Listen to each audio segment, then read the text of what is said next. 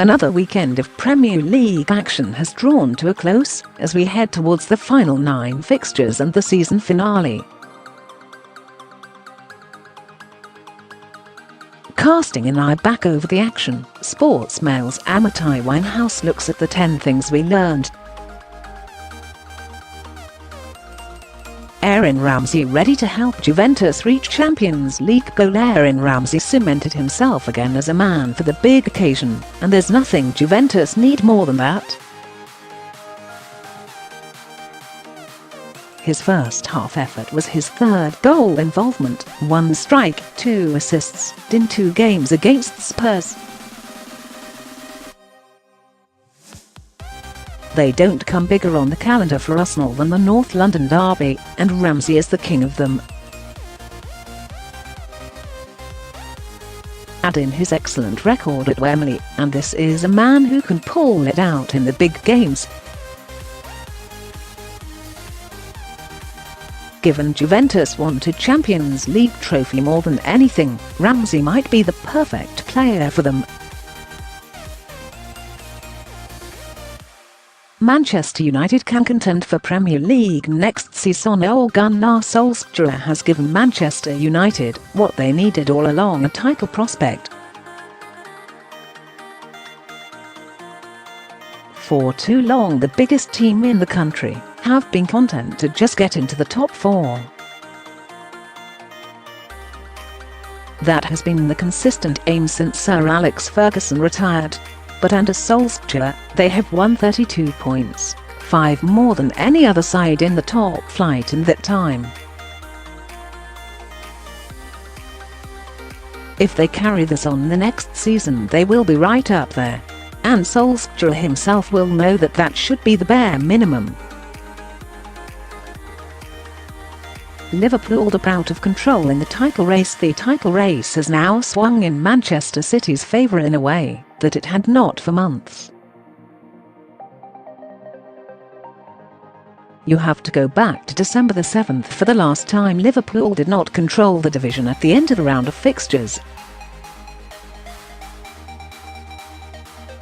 And worryingly for them, City seem to be getting better, while they have drawn 4 of their last 6. Mohamed Salah has also gone 3 Premier League games without a goal for the first time as a Liverpool player. It is not over, but Sunday saw it return to City's hands. Eden Hazard has made a real impression at Chelsea. Eden Hazard might leave Chelsea this summer for Real Madrid, but at least he has provided enough moments to be remembered for.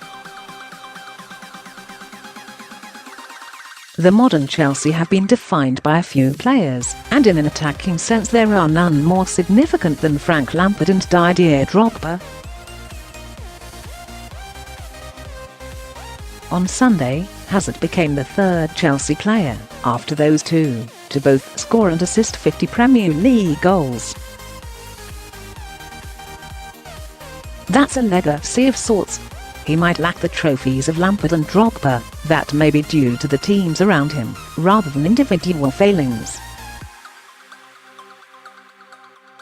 Riyad Mahrez will fight for a chance at Manchester CityThere. There have been doubts around Riyad Mahrez at Manchester City. In his few opportunities, he has struggled to shine. But injuries meant he had a chance at Bournemouth and he took it. His goal moved City into a position as favourites for the title again, and if they win it, it will definitely be an important 3 points. Mahrez has struck 5 of his 6 away from home. He knows how to battle, and he will do that when it comes to earning a place at City too. West Ham getting more and more out of Declan Rice. Declan Rice is a prospect. That much was clear when he broke into the first team at West Ham last season. But it is so easy to plateau once you make that step up. Luckily for Rice and West Ham, he is clearly improving as time goes on. He scored against Newcastle, his second in his last 4 Premier League home games. He had not scored in his first 19. Strings keep being added to his bow, and that's a good sign when it comes to his England prospects. Gerard Deulofeu finally reaching levels he promised. Gerard Deulofeu has had a strange career. He burst onto the scene at Everton, but went back and forth between Goodison Park and the Nou Camp before finally settling in at Vicarage Road. He's been around so long, though, that it is easy to forget he is only 24.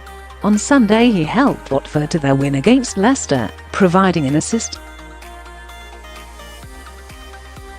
He has now had a direct hand in 11 league goals this season, 6 goals, 5 assists. That's his highest ever tally in a single campaign within Europe's top 5 leagues. So he's getting better. And now we are finally seeing the player he threatened to be in flashes when he first emerged on our radar.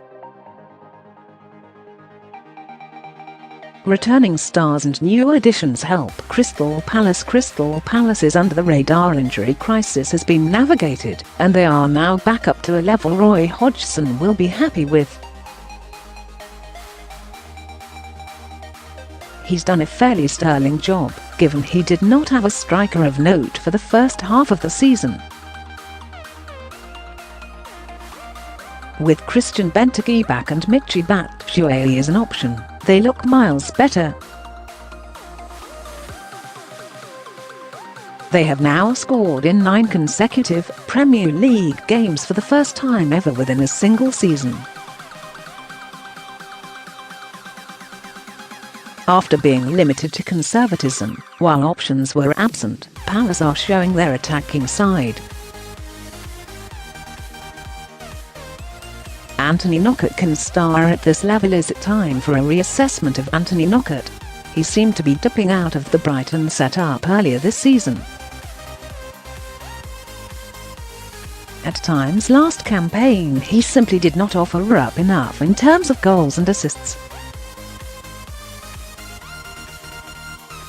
Now he has 2 assists in his last 3 games, compared to 1 in his last 15 before that.